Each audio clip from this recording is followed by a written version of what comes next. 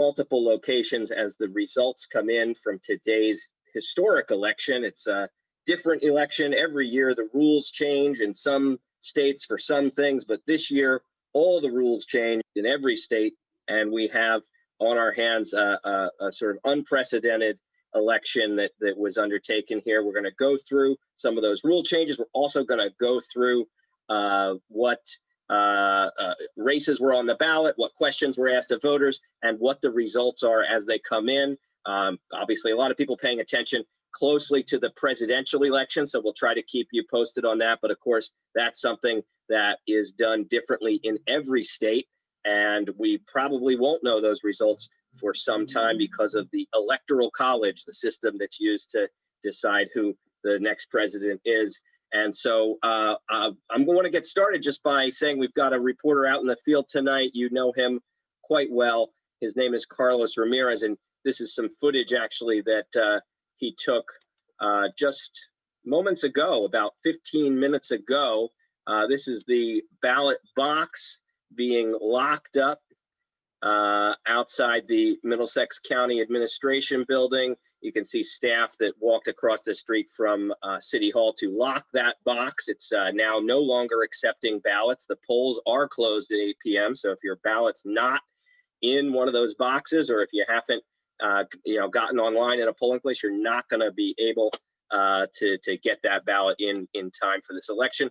And Carlos is on the scene with us right now. So tell us what you're seeing there at the Middlesex County building. Carlos, hello. Thanks for joining us.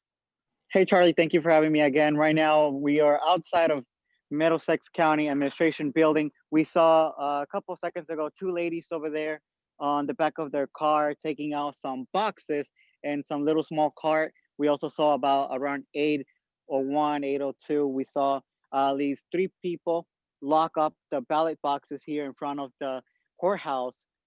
That ballot has now been shut down, so nobody else can come in and vote. Right now, like we are telling you back again over here, there's 2 ladies from a Middlesex County courthouse, Middlesex County vehicle right now taking out some stuff from the back of their trunks. We also saw at least 2-3 people before they closed off that ballot box. We saw them making their last minute votes. Right now, nobody else can vote. We saw also police monitoring outside of the backside of the City Hall also as well. We've seen them patrolling up and down as well near here. That's what we can tell right now, what we are observing in downtown New Brunswick. Well, thanks, Carlos, and please stay with us for at least the next little bit. I know there's probably going to be poll workers returning to City Hall, but thank you for the update on the ballot box. That ballot box, one of 2 in New Brunswick that were available for people to drop off their mail-in ballots without having to go through the U.S. Post Office. And that one, like all the others, all 32 of them around the county, should be locked up now. And staff from the Board of Elections are heading to those locations to grab the ballots out of the boxes and take them back to the Board of Elections. So thank you for that. For those of you who are curious what that looks like, I'll pull up the footage I took on July 7th. This is the ballot box that you just saw being locked up. This is some folks from the Board of Elections, opening it up and, gathering the ballots. So take a look at this from July 7th. You can see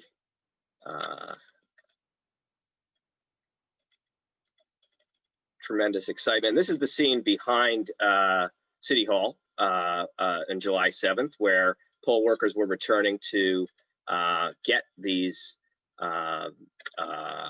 get their equipment returned. And yeah, here, this is a little bit of video you can see here.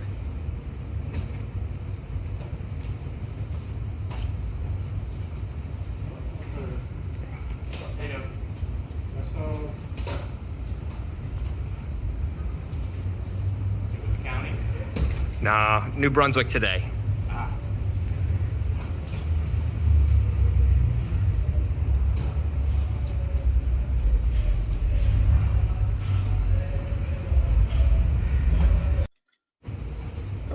Okay, everybody. So that's what it's gonna look like when the Board of Elections shows up to gather those ballots and take them to their rightful place. We showed you some scenes of the place where the ballots are going.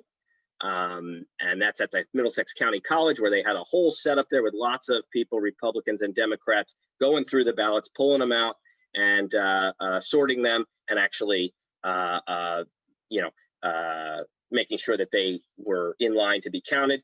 This is a situation where the ballots are being counted already. About 10 days ago was the legal start of when that opportunity happened for the Board of Elections to start counting the ballots. First time ever that they were allowed to be counted before Election Day, and those results were kept quiet and not shared with the public for obvious reasons. They typically don't do early releases of information about the election results, and we've got a website set up here on the county website for those results to be released. We'll show you what it looks like, but unfortunately, nothing to see here. We've got basically, a statement that says these results represent ballots received and processed as of 3:35 p.m. on November 3rd, that being today. So they, I guess, finished counting a bunch of ballots at 3:35 p.m. today. But of course, no results available here on this new website. This is not the normal system the county uses to release results, but we'll keep checking for those results as they come in, and we'll share with you a little bit more information about the process.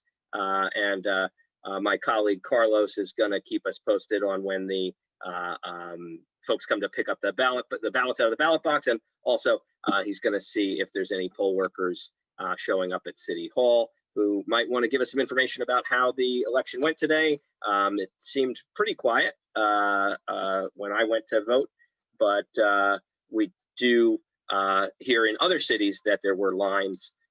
People had to wait to vote in some places, but here in New Brunswick we had 6 polling places, and they were, as far as I know, by and large without incident. People got to exercise their franchise there and didn't have to wait very long to do it.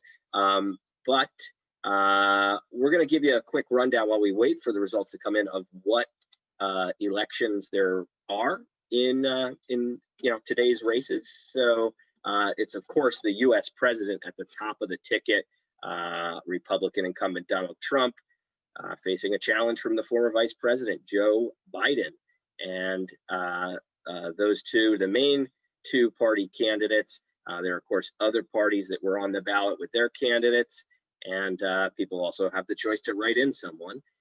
So we'll get those numbers soon, hopefully. There's also a U.S. Senate race going on. Cory Booker, the incumbent U.S. Senator, waiting to find out if he is going to be re-elected, as well as his Republican opponent, Rick Mehta, seeking that seat, and 3 others on the ballot: Daniel Burke, Madeline Hoffman, and Veronica Fernandez. There is a U.S. Congress race here as well. Frank Pallone, incumbent for a long time, is running for another term, and Christian Onuoha is his opponent. Those are the only 2 names on the ballot for that race. We've also got contests for county clerk. There will be a new county clerk next year, no matter what, because the current county clerk, Elaine Flynn, is retiring after 25 years. And the next clerk will either be Nancy Pinkin, the Assemblywoman, or Joseph Wallach, councilman in South Plainfield. I do see my colleague Carlos Ramirez is now at the back of City Hall, and whenever he's ready, he's gonna just unmute his mic and say a few words about what he sees back there.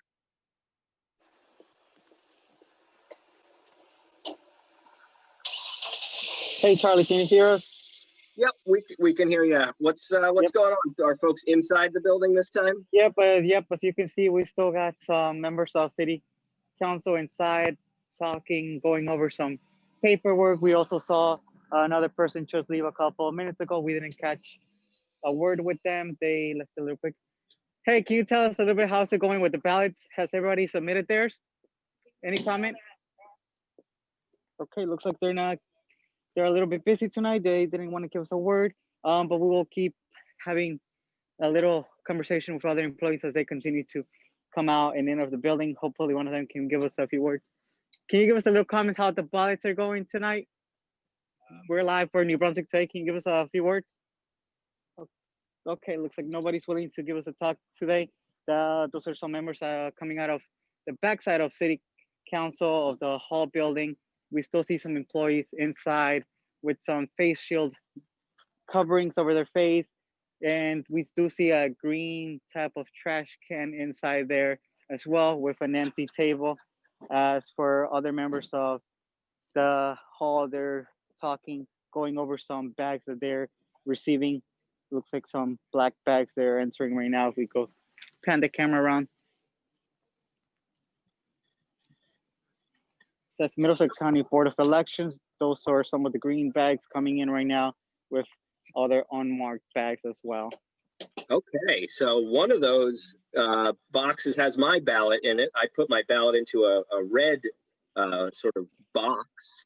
And so I did see one of those there, but also saw some blue boxes. I know that they there's no significance to the red or the blue. They just ran out of red ones. So they bought some blue ones, which was the only ones available. So red boxes and blue boxes have people's mail-in ballots who they brought. And I'm not sure what's in the green bags, but it's probably other supplies for the election. So thank you for getting that look at the back of City Hall. This is where the people who run the election go right away as soon as the polls close. So thank you, Carlos, for reporting on that. And please keep an eye on what's going on and just holler if you want to say a few words. But yeah, so the people do head straight to the municipal building in whatever town the election was held in, and they bring the boxes and bags and all the paperwork from the day to the clerk's office in Town Hall, in this case, City Hall, New Brunswick, where the city clerk plays an important role in processing the election results. Normally, the vast majority of ballots are cast on voting machines, electronic voting machines that are actually quite expensive.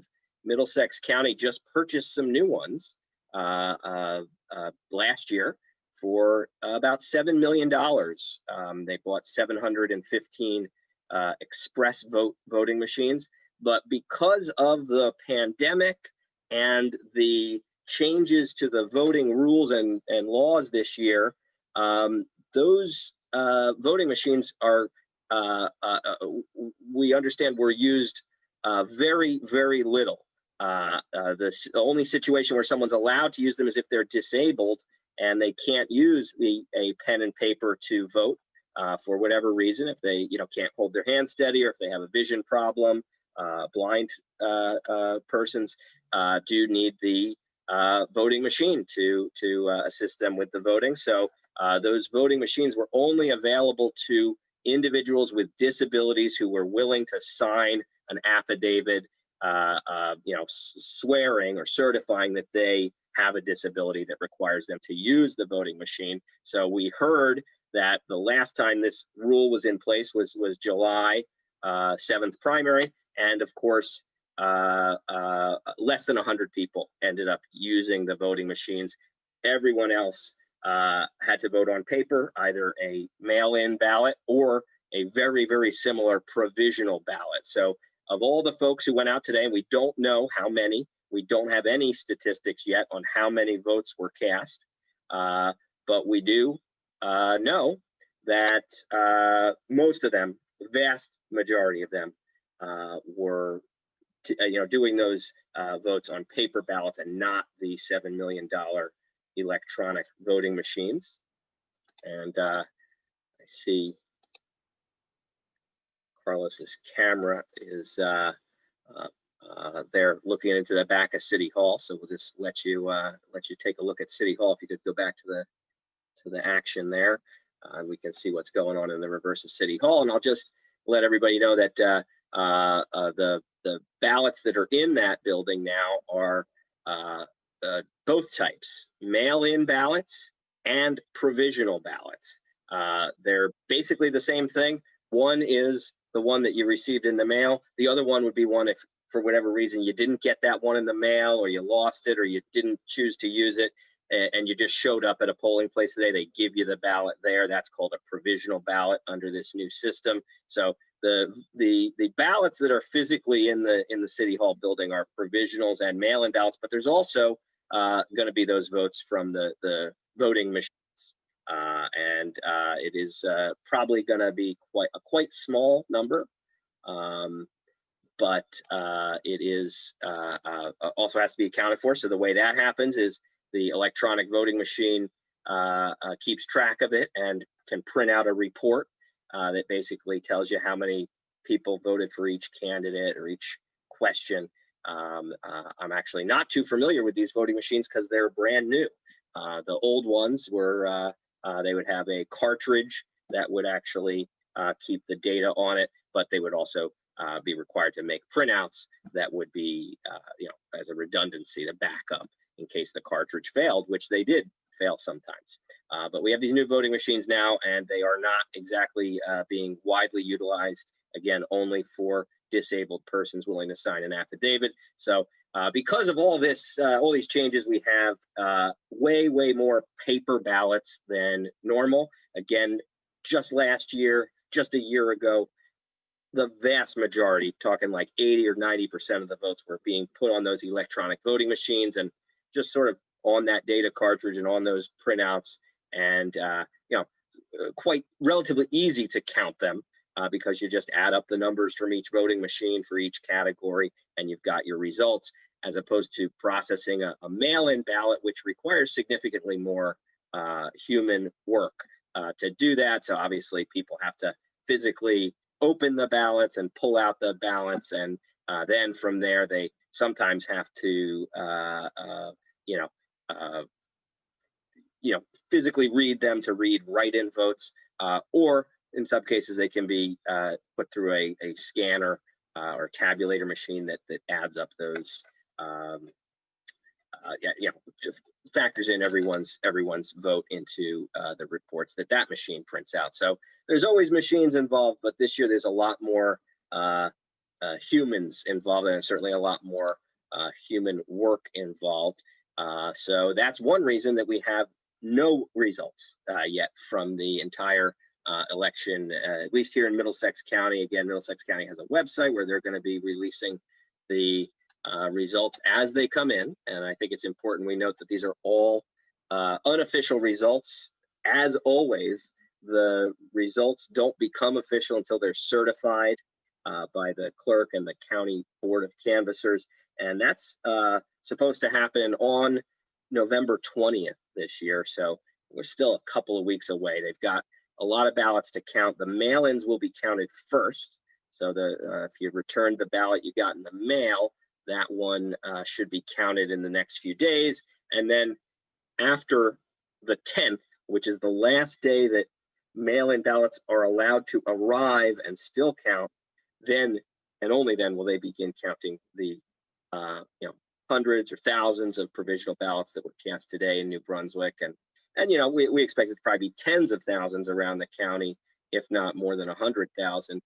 We saw about 300,000 people voting by returning their mail-in ballots as of just a few days ago. So would stand to reason that another 100,000 people in the county probably cast votes as well today by going to the 6 locations in New Brunswick. For those of you who didn't see our article on it, we do have a write-up on how the election worked, how it works, and you can see for yourself some of the issues. One being the number of polling places being lower than usual. Governor had promised that it would be at least 50% of the usual number of places, and in Middlesex County and 6 other counties, they were unable to achieve that. The governor's promise was broken, and the laws included a loophole that allowed these counties to not meet that 50% requirement. But at least here in New Brunswick, again, we're not hearing that there were any issues. If Carlos gets a chance to speak to a poll worker, I would like to know if any of them had any issues today that came up. And also whether there was a line at any point. I didn't see any lines in my travels today. I was actually a little surprised how quiet it was when I went to drop off my mail-in ballot at the Lord Sterling School today. But yeah, I know in some places there were lines, and I do know that every place is different. But the governor's promise was broken to make that 50% of the normal number open, and that's just one of the issues that's come up. We also have had issues with mail-in ballots in the past. Issues like postmarks. So not every piece of mail gets a postmark. So if the law includes statements that depend on things being postmarked for them to count, unfortunately, a lot of mail-in ballots had to be thrown out in the past because they were not postmarked, and it couldn't be proven that they were mailed in time for the election if they arrived a day or two after it. But this year they've really loosened that up, and they now allow ballots to show up to a week after the election if they're postmarked. But if they're not postmarked, and you can't tell when it was mailed, they still can arrive tomorrow or Thursday, and will count if they don't have a postmark. Of course, if they do have a postmark, if it's before election day, it's going to be good so long as it gets there in the next week. So if you did mail your ballot, you can have some confidence it'll probably get counted if you got it in the mail today, especially if you got it postmarked. One issue that's very common and that has been starting to be addressed this year is signatures. So voters who sign their name one way on the voter registration form, but then sometimes years or decades later sign their name a different way. And those folks, sometimes their ballots are rejected because the signature doesn't match. Again, because people are not physically showing up in person to cast the votes. They want some level of security, some kind of a check that they can have there. And so the signature is the check. They make sure that your signature matches. And it's a subjective thing. They basically, the 4 members of the Board of Commissioners stare at your signature next to the signature they have on file, and they say accept or reject. And so that's what was going on at the Board of Elections 4 days a week for the past few weeks as they went through every ballot that their staff identified as a potential mismatch of the signature. And the Board of Elections themselves gathered, looked at them, and took a vote and decided whether to accept the ballot or whether to propose rejecting it. The ballots don't get automatically rejected anymore. It used to be the commissioners could just reject it, and there was no real choice. If it either matched and it counted, or it didn't match and it didn't count. But the rule this year, thanks to a lawsuit from the folks at League of Women Voters, Institute for Social Justice, and I believe the ACLU, they said that too many people were having their ballots thrown out, and they were saying it's not their fault that their signatures don't match. We see, by the way, we're switching back here to the screen where we see a staff member Unmute me. bringing in more ballots. Carlos, you have anything for us here? Do you know who this is? Hey, Charlie. Right now we're seeing some other employees trying to carry in some of those bags with those ballots into City Hall on the back right now. We saw this is the second vehicle that I was able to observe. They look like personal vehicles, perhaps even if I could get a chance to see the license plates, maybe from the county or city, but they are bringing in those ballots in unmarked vehicles right into the back of City Hall. We are still unable to catch any words with them. It looks like they don't want to speak with us at the moment. Perhaps they're a little bit busy. We will keep insisting to get a few words. I know you were curious about whether or not they had any problems trying to get those votes back into City Hall, or there were any issues into the process of that. we'll keep trying to get some answers for you. But this is the view right now. We're still seeing several bags be pulled out and put onto that table right there with some red folders with documentations inside. And we see other employees as well from the city clerk's office um, throwing some papers and scraps into that green trash can. We're unsure of what that is, but we did see some papers and some type of flyers being thrown into there, and some small little papers also being counted. On the other side, we also see a row of police from our fellow cameraman can pan the tilt camera over there. We're seeing several vehicles that are marked, possibly from their own personal vehicles. They are still online. They're taxiing right now to get into this one parking lot at City Hall to carrying those documents. Right now, police are also standing by there guarding those cars. They're still waiting.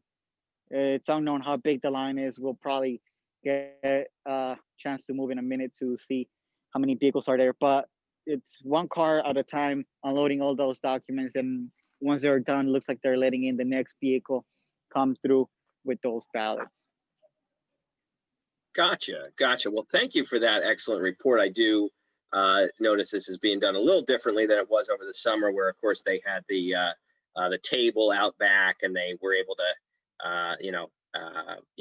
not have to go one at a time.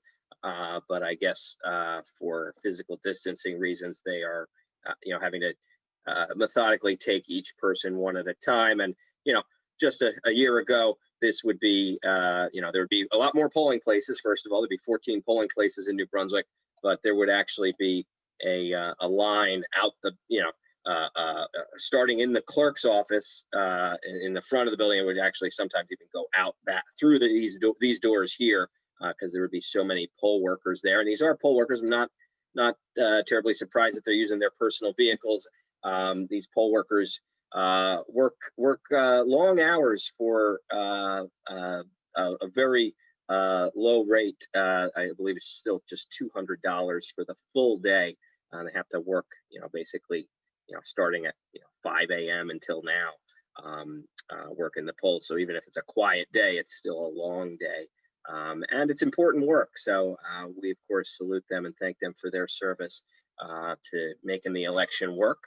And here we are waiting on these results. I was kind of figuring, because they've already had a 10-day head start to be able to count the ballots, that we would have results sooner, at least some results. But we don't have any yet. The county website that I'll put on screen now just basically shows a big 0% turnout.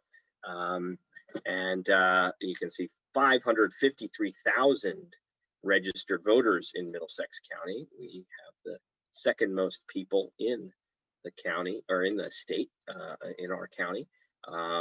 But yeah, 0 ballots included in this tool here, and not sure really exactly when that's going to happen. I did make a call and wanted to make sure this will be online, and I was told it would be, but that I should bug them if it's not. So we may have to make a call soon.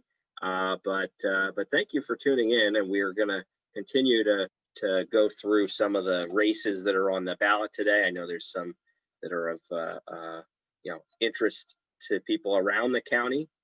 So let's actually take a look at that. You can see here, we've got not only the U.S. Congress race I told you about here, but also these county races. So I mentioned there's going to be a new county clerk. There's also 2 seats on the board of chosen freeholders. So there's 4 candidates, 2 Republicans and the 2 incumbent Democrats, Charlie Tamaro and Leslie Koppel, trying to keep their seats on the what is not going to be called the Board of Freeholders anymore. Of course, the Middlesex County government body will be called the County Commissioners starting next year. So those who won the election, whoever they are going to be serving as county commissioners when they're sworn into a 3-year term in January. sort of antiquated term, freeholder, is being retired after this year. It was we were the only state in the union that called our county elected officials by that name, and we still do for another less than 2 months before the Board of Chosen Freeholders becomes the Board of County Commissioners here for Middlesex County. So that's what's going on at county level. There are technically some local races that we can get into starting here in New Brunswick. So not surprising, as per usual, Glenn Fleming, John Anderson, and Suzanne Sikora Ludwig are probably going to win re-election to another 4-year term because no one ran against them. This has happened now 3 times. The 3 of them ran for the first time in 2012. And I actually briefly ran against them. It was, I think, June that we started the campaign, and I did drop out of the race in September, and no one ended up running against these 3. And the same thing happened in 2016. I didn't run in 2016, but in 2016 they were re-elected, and now they're on their way to being re-elected, as no one ran against them in the primary or the general election. So there's technically an election here in New Brunswick for our local government, but not one that's going to be hard to predict. However, there is a question that New Brunswick voters were asked. It's called the City of New Brunswick question, and I have a lot to say about it. It is, of course, a yes or no question, like the other 3 on the ballot. The one that a lot of people are paying attention to is the state question number 1, which would legalize cannabis or marijuana and basically end the prohibition of marijuana that's been in place for decades. And I do see my colleague's camera's got another bunch of ballots going in there, so we'll show you that. Hey, Charlie, we're back outside City Hall right now. We were able to speak with some of the members here, bringing in some of those votes in off camera. They did tell us that so far it's been good. No issues have been presented so far. So far, so smooth going in here. Police also keeping an eye out for those cars coming in, dropping off those ballots. Right now, we do see a gentleman here who is helping those cars unload and bringing those bags into City Hall right now. But as for your question that you had earlier, so far, no issues. Once again, we did speak with a lady off camera who tell us so far it's been pretty smooth. No difficulties with the boats. She was able to come in and drop off the ballots and drive off, and the next vehicle and so on with the rest of those remaining cars. We're gonna try and move now to the corner over there where those cops are standing. Hopefully we don't get kicked back like we usually do, just to show you what is happening on with those cars right now that is possibly from their own personal vehicles that are being driven off here to drop off the boats. Let's give you a walk here. We're gonna take a little walk over here to the corner. Hopefully we don't get kicked back, show you how many cars are still standing firm here to drop off those ballots outside of city clerk's office. So far, only 2 cars remain out here. The third one stood right now unloading those documents outside City Hall on the back.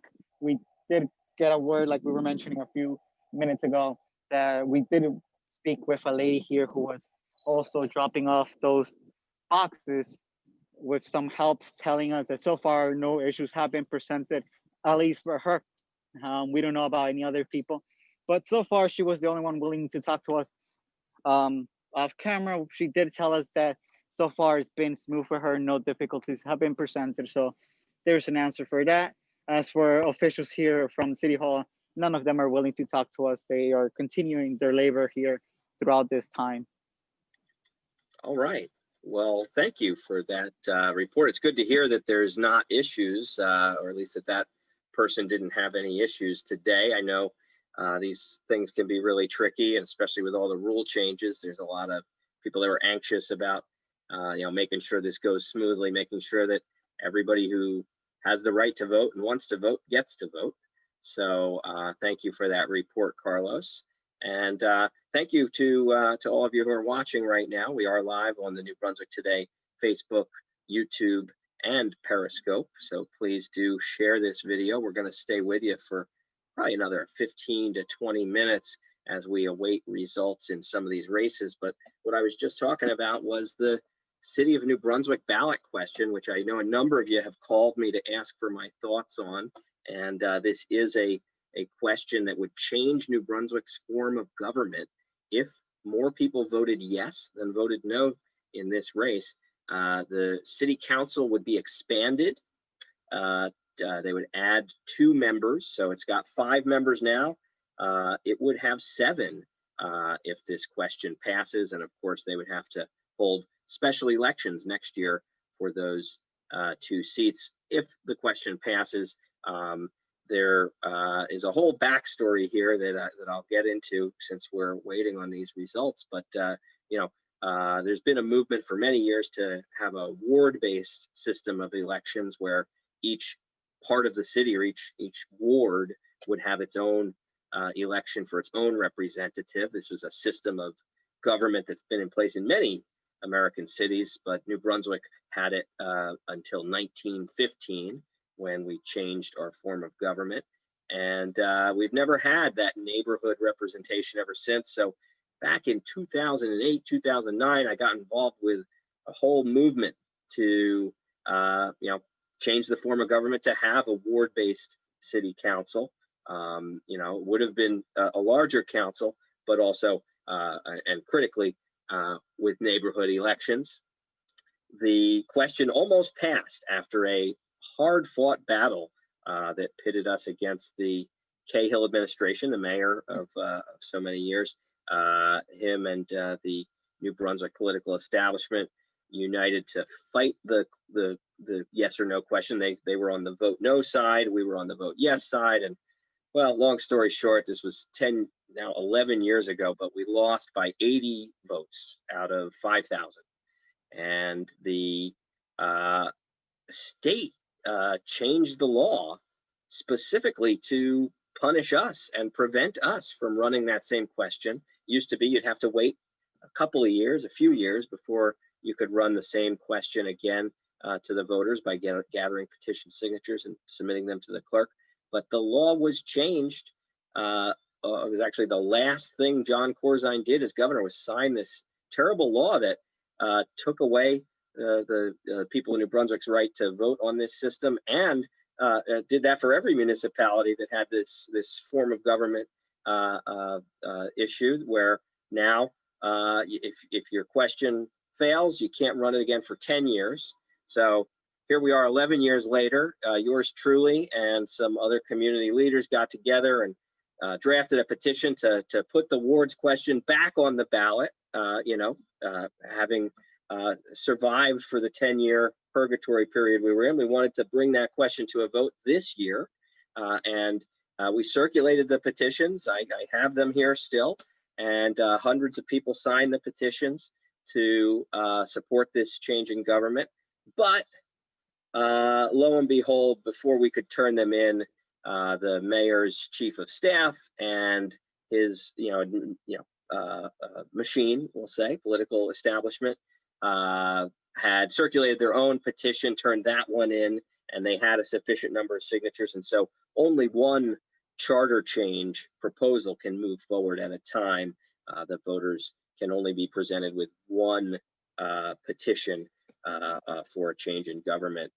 So that one was the one that was submitted first. It was actually submitted just in time before the pandemic hit, and everything sort of changed focus. But the question did have enough signature, or the petition did have enough signatures, and the question was actually supposed to be part of it. It was supposed to be voted on in a special election because they got a sufficient number of signatures to force an election to happen, outside of the normal November general election.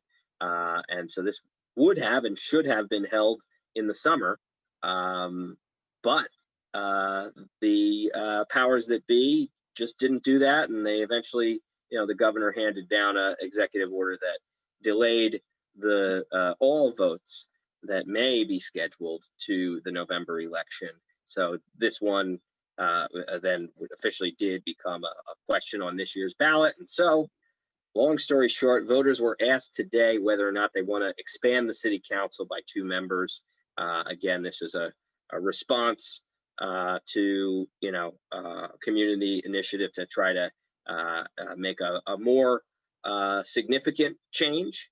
But in its place, the administration put forth this question for a relatively minor change, just adding 2 members to the council, but not changing the way that they're elected. And so this has been the administration's counter proposal, just like it was 11 years ago. And so voters were asked today that question. There was not much campaigning on either side. I didn't really hear anyone advocating for people to vote yes or no on the question. Didn't really even see anything on social media about it. There were, a couple of articles, and like I said, some of you have called me about it, but I didn't really take a public position on it, but I did vote no to the question. But we'll see what happens. And either way, I think we need to continue to make changes in our city. But we've got other things to focus on too. So that's just what's happening in New Brunswick. There are some maybe more exciting elections in other parts of the county. And we can look through them here on this fantastic website that does not have any results yet. But we will see that there's contests for Board of Education in almost every town in the county. So New Brunswick, again, we're different, we're special. We got all sorts of different things going on here. We used to not even have school board elections, but then we started right around the time that most towns were changing to have their elections in November. So our elections are still in April. So most towns are having their school board elections today. Most towns have 3 seats on the board that are up. We believe there's actually 73 seats total that are being voted upon today on school boards in Middlesex County. But I think off the top of my head, I'd say Edison and Monroe are probably 2 of the more hotly contested races, and so we're eagerly awaiting the results to share with you. And we will be sharing them as soon as they come in. So please stay tuned. But we do also have municipal races all over. So I was in East Brunswick today. We had the mayor of East Brunswick is up for re-election, facing a challenger, along with a couple of his council member running mates. And that's just one town where there's a mayor election. I know Perth Amboy has a pretty hotly contested one. There are 5 candidates running, and so just click on Perth Amboy here, and you can see the candidates include Wilda Diaz is the incumbent mayor, running for, I believe, a 3rd term.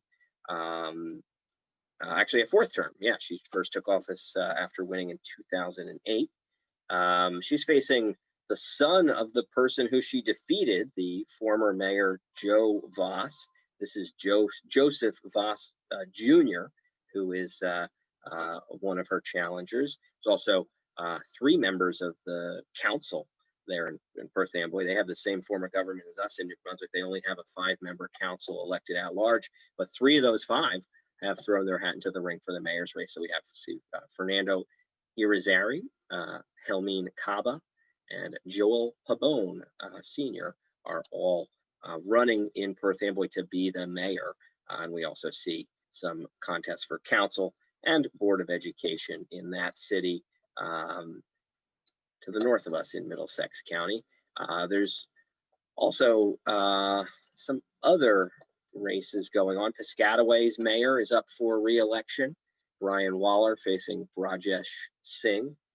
And trying to think if there's another town perhaps with a mayor election in Middlesex. I want to say Spotswood. Yes, Spotswood has Lawrence Kramer versus Jacqueline Palmer, and the this worth noting, this town, like Perth Amboy, has nonpartisan elections. So neither candidate is associated with a party on the ballot. They're obviously free to be members of political parties and be as active as they like in political parties, but the system they have in Spotswood and Perth Amboy is different than the rest of the county, because those towns have one single election where the parties don't play a defined role. They're in New Brunswick and so many other towns, we have a partisan form of government where there's a primary election and a general election. Primary usually in June. This year it was in July due to the delays with the pandemic. And as we anxiously await these results to come in, I see that my colleague has another poll worker in his sights here, the camera pointing at this car. Yes, Charlie, that's right. There's another car that is also arriving here. Looks like this might be the second last car. There's another convertible over there at the end. We did see two cars that were remaining here at the parking lot of City Hall. One of those remaining ones being unloaded right now with some help from the city council. We Okay. did see some members washing off their hands with hand sanitizer on the last car. We see them dragging right now those big 3 heavy bags, one burgundy, 2 blues. It appears that there's some more being taken out of the passenger side of that car, or perhaps another carry bag that she is removing at this moment. Okay, great. Maybe you could ask which polling place she was at today. Hi, which polling places were you at today? New Brunswick. Lurch Sterling. Looks like those Sterling, votes are yes. coming from Lurch Sterling. That's are- my ballot is in that box. Yep, looks like she said that's Lurch Sterling. Looks like 3 Right. big bags and 1 carry-on that she has in her hand as well. New Brunswick from Lurch Sterling. So it looks like your vote is in there. They'll be counting it in a few minutes. All But right. that's what we have right now. One last remaining car there to unload those documents. Of course, your vote about to be counted in a few minutes. But yeah, it looks like they have around 4 to 5 workers there counting those votes in a big green trash can. Unsure of what they're throwing in there, but look like some flyers. They're constantly using hand sanitizers on their hands. Let's hope it doesn't get that dry in there with their hands. However, we do see employees here also coming in with their masks and using their own personal cars. We did not see any municipality license plates on it or any type of logos on their cars. So it looks like they're using their own personal ones. But that's what we got for tonight. Any questions, Charlie, before we head out? No, just wanted to say thank you for giving the people a look at this process. It's so important to show people how it works and show people some transparency. So thank you for going out there in the cold and asking these questions and showing this for people. And thanks for your work, Carlos. Keep it up. No problem. Reporting live from downtown New Brunswick, Carlos Ramirez, New Brunswick Today.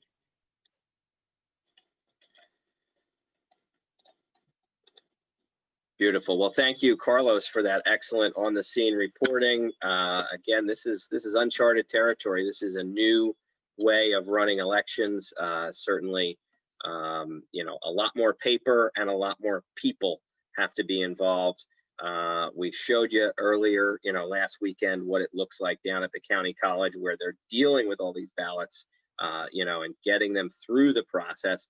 Right now, there's a whole bunch that just got added to the mix.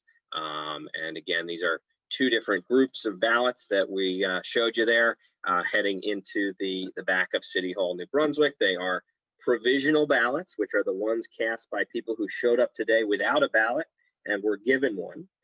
Anyone should have been able to get one if you wanted one. And the other type is mail-in ballots, which for the first time ever, you were allowed to bring your mail-in ballot to the polling place that you're assigned to. So this is something that makes common sense. If they already are collecting provisional ballots, which are pretty much the same thing, why can't you bring your mail-in ballot to, your polling place just to make sure it safely gets in time, as opposed to it used to be the only other, the only other way without driving to the Board of Elections itself in East Brunswick was to use the U.S. mail, which is great if you've got a week before the due date, the deadline. But if it's election day or the day before election day, it created this weird situation where people had to, take a risk with their ballot, and also just were put in a situation where they had, less than ideal, options for getting their ballot to count. And it used to be that, once you got the mail-in ballot, your, chances of voting in person are now diminished because you wouldn't get to use the voting machine. You have to use the provisional ballot. But this election, totally different. Most people, almost everyone is voting on paper anyway, so that's not as much of a consideration. And also, there are changes in the rules. For instance, you can bring your mail-in ballot to the polling place, which honestly probably should have been that way all along. It makes perfect sense to do that. So now that's the way it works. And so that's what I did today. I saved my mail-in ballot for weeks, and then filled it out right here at this desk and took it down to the Lord Sterling School. And you just saw, hopefully my ballot's still in there, and hopefully it's still safe in there. But I do recall putting it in that burgundy bag, and the staff, the workers there were great and very helpful. And again, thank them for their service, doing important work to, help this democratic process we have. So I know you probably all want to know about the U.S. presidential election. I think it's on a lot of people's minds. And so in the last 10 minutes that we have here, if we don't get any elections from or any results from Middlesex County, we can at least, go through the results of the presidential election. And, first of all, we start with the states that are done for the day, right? The, different states, different time zones, polls close at different times. Polling places close. They close, different times in different states. Obviously, time zones are different. So 6 p.m. we had no polls were closed yet. Indiana, some of them started to close at 6. Finally, we started to see some of the eastern states close their polls. Florida now closed. Ohio now closed. And the reason that it matters that they're closed is because it's a no-no to release the results until the polls are closed. Obviously, they don't want results to be influencing the final people voting. So in general, in every state, in most countries, you're not really supposed to release the results of an election until after the last votes are in. So that's why you sort of have to wait for different states to close. But I do know that, there's a lot of people paying attention tonight to cable news and, various news sources about the presidential election. So we will indulge for just a second, for those of you who are still with us, to just look at the surprise, it's not over. It's not decided. And indeed, Florida is close. So not anything all too surprising. Again, we're still waiting on results from New Jersey, but we do see some results coming in places like the South, Georgia, Florida, North Carolina.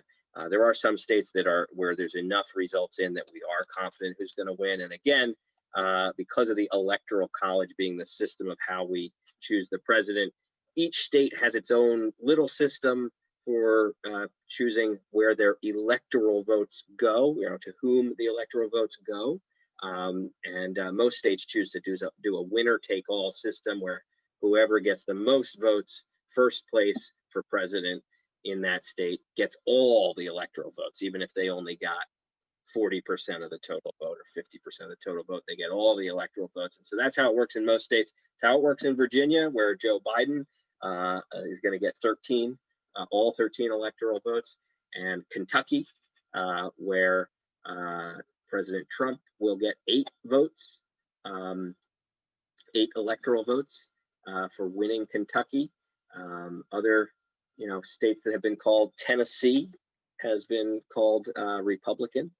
Donald Trump will get those 11 votes, but it's not enough to make up for the 14 coming from New Jersey, where the Associated Press is at least calling the race for Democrat Joe Biden, which, not a surprise, of course. The U.S. presidency electoral votes from New Jersey have gone to Democrats for a long time. I think my entire life, maybe.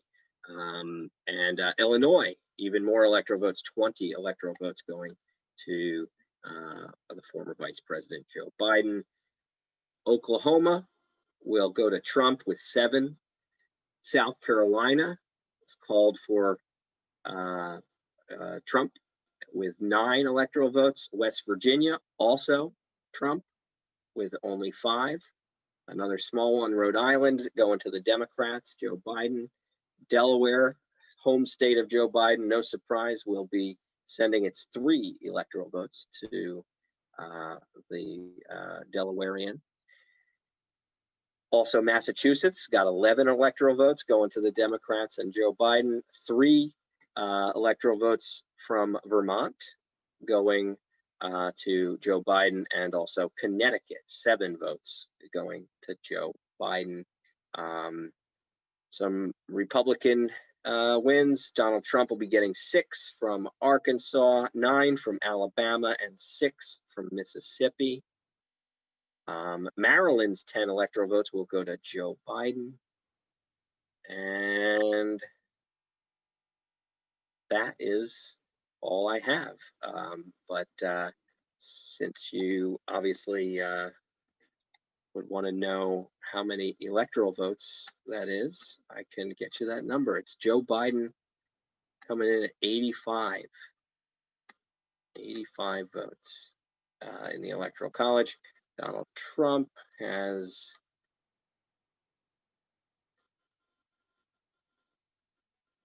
bear with me, 35, 40, 55, 61.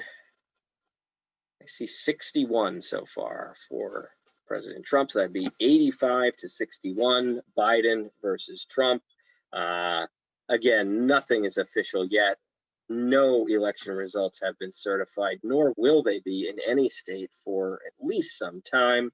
But judging by the early returns and past patterns, the Associated Press has called a number of states for each candidate, and it stands 85 to 61, at least by my count of these results I'm looking at. So 85 for Joe Biden, 61 for Donald Trump.